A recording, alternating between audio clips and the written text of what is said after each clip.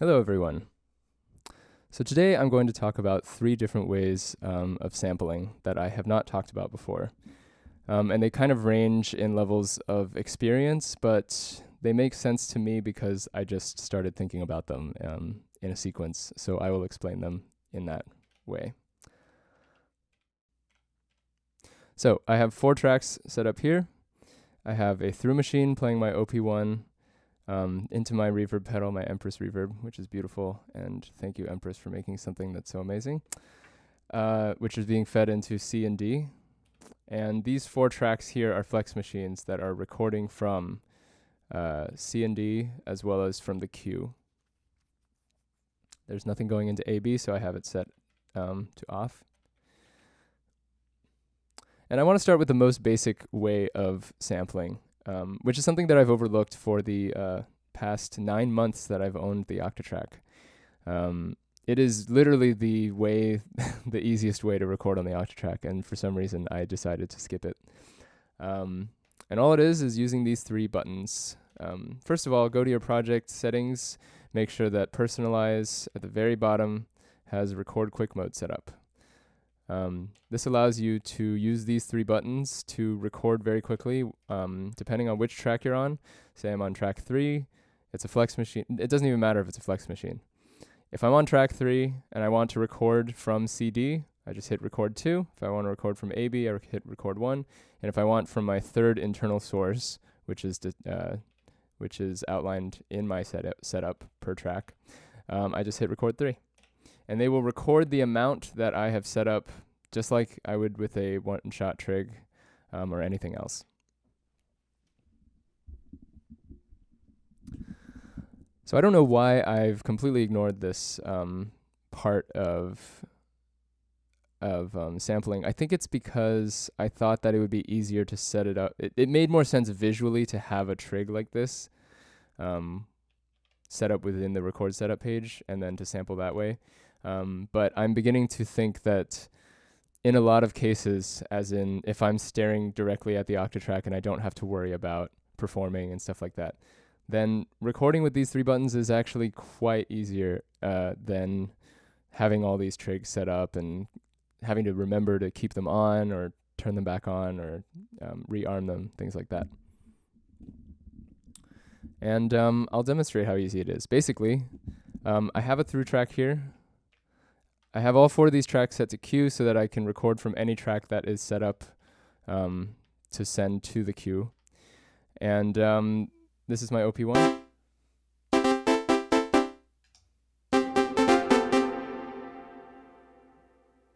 I'm going to start by recording a beat without reverb. And I'm going to use a little metronome.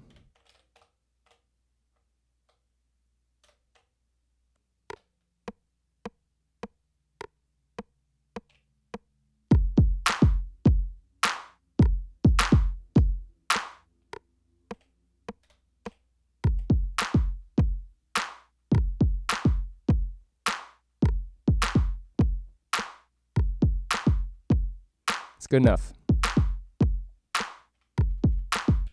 And let's take this point to explain some things about gain staging.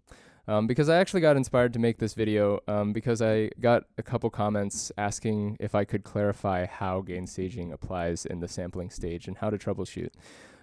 First of all, you'll notice that I recorded from internal. I recorded from the through track. And the reason that is because sometimes I have issues getting my OP1 to sound loud enough. So I add a compressor to it, and I add a little bit of makeup gain, and that really gives me the level that I'm looking for. Yeah. I also have a delay, which might come in handy. If I record from record 2, C and D, then I'm recording the direct signal from the OP1, which means that the moment that I play back, I will hear it less loudly than I heard it when I was playing it, and it won't have these effects on it. This is something that really confuses me. I don't know if that's exactly what the person was asking about, but that's a problem that I run into a lot, is that I think I'm recording one thing and I'm actually recording the dry signal from the synthesizer. And actually, to be perfectly honest, I didn't know that these 3 buttons could be used for recording. I didn't really think that that was helpful. I just thought that was way too much control. So I just resorted to other ways of recording. But anyway, that's the first thing that I would check, is to make sure that I'm recording from a through track, or to make sure that I have the gain for my direct in set up the way that I want it to, whether it's using the volume on the actual machine, auditioning it, making sure that it sounds right. For me personally, the easiest way is to record what I'm hearing. So that's why I have a through track.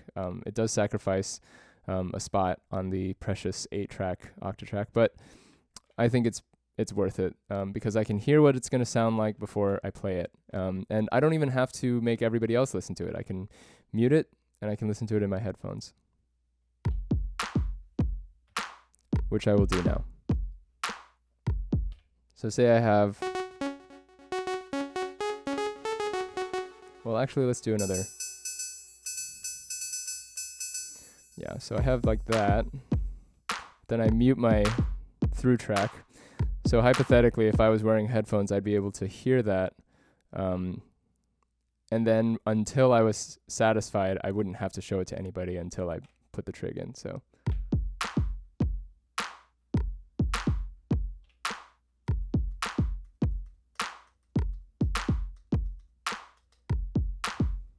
let's just hope that worked.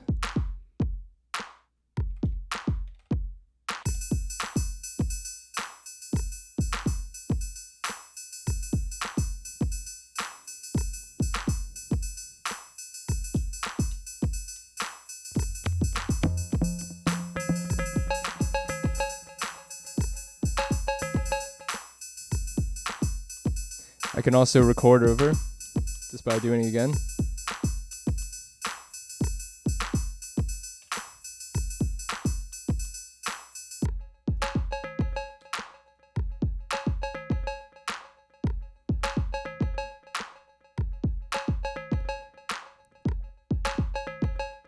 And the track will continue to play itself out until the full 32 or whatever length that you have set up is finished recording.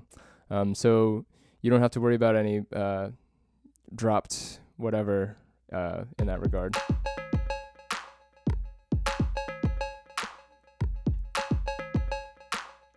All right, so the next thing I want to show you, so that's recording with these 3 buttons 101. I highly recommend it. I haven't done it myself personally, but I am going to do that far more often in the future, especially for my jams. I can't say so much for live performances where I'm trying to sing and operate the Octatrack at the same time. I typically simplify my setup as much as possible for those things, but if I'm live jamming, I don't want to be thinking about, did I clear the pattern and then accidentally clear the record trigs at the same time?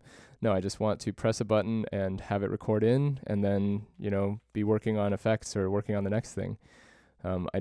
It's just too much to be thinking about, like, preserving patterns the way they should be and things like that. Clearing a pattern should be an easy thing to do without having to, like, put back a lot of things. So that at least clears up the issue of that. I don't know if that made any sense to anybody but me.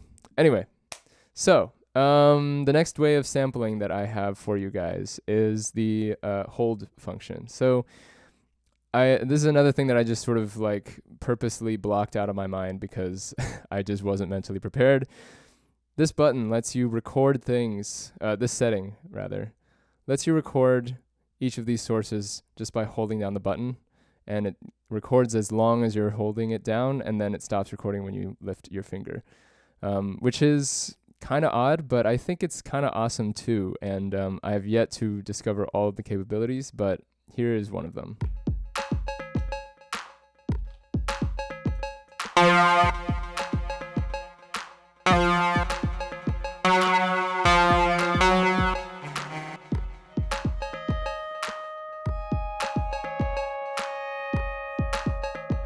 Let's use it with reverb.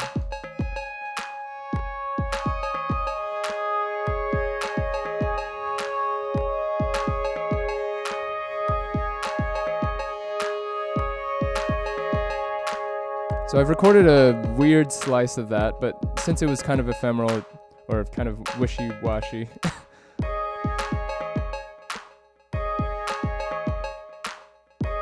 It's being affected by my amp envelope.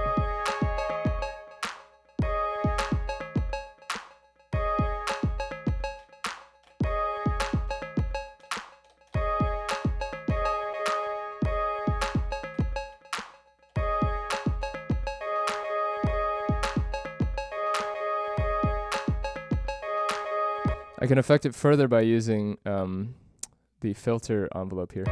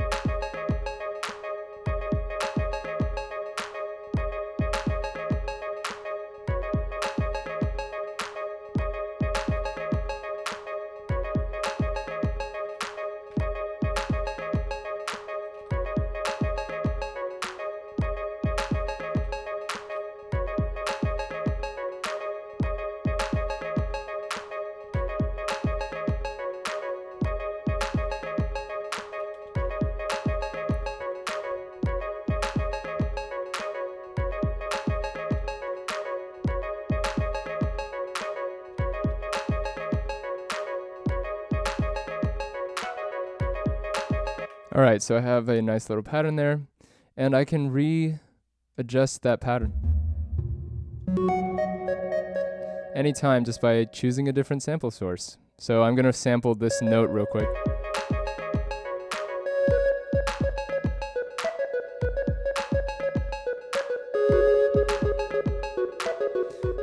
Yeah, so essentially I can be muting this, and then I can change the content of the instrument just by holding down different points. So let's say I have an instrument that changes in timbre every once in a while.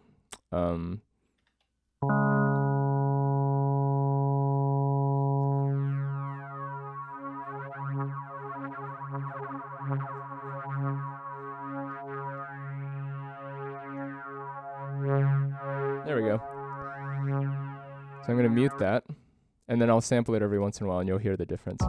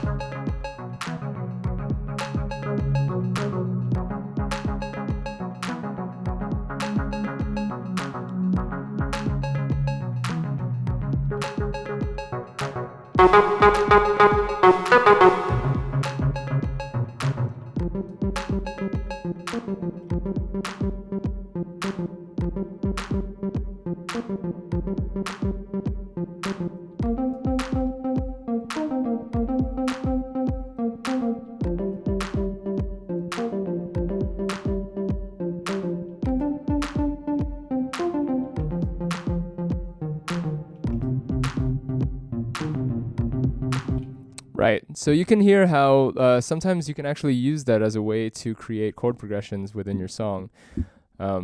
It's kind of a weird way to do it, but I don't know, there's all kinds of weird ways. Like sometimes I like to use this thing to adjust my pitch, and I use that to create interest between different parts of the song.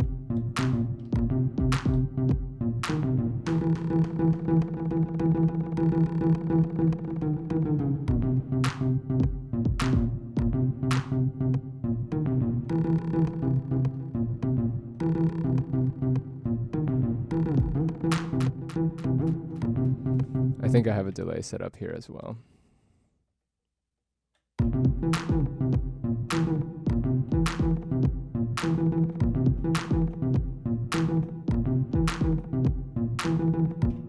Alright guys, well that is all I have for today. 3 different ways of sampling. Let me know what you guys think. If you have any other questions about the Octatrack, feel free to leave comments below, and I'll do my best to either get to them in text or maybe be inspired enough to make another video. All right, thanks.